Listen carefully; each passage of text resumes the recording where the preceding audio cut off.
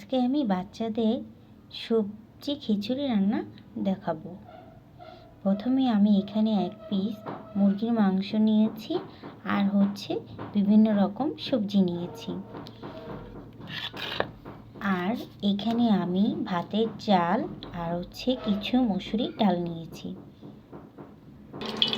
এখানে আমি জিরা, দারচিনি, এলাচ এবং তেজপাতা, গোলমরিচ দিয়ে দিলাম একটা একটা করে। এখন আমি সবজিগুলো দিয়ে দেব।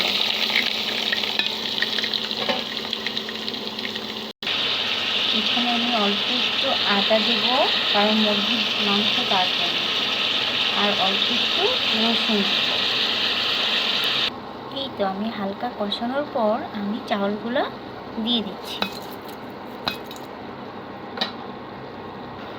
এখানে আমি এখন হালকা একটু হলুদ দেব আর হালকা একটু মরিচে ফাঁকি দেব, শুধুমাত্র কালারের জন্য।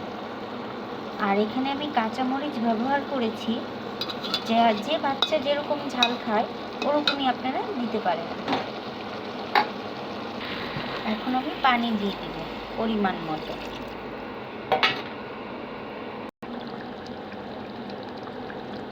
এই তো আমার বাচ্চাদের খিচুড়ি রেডি।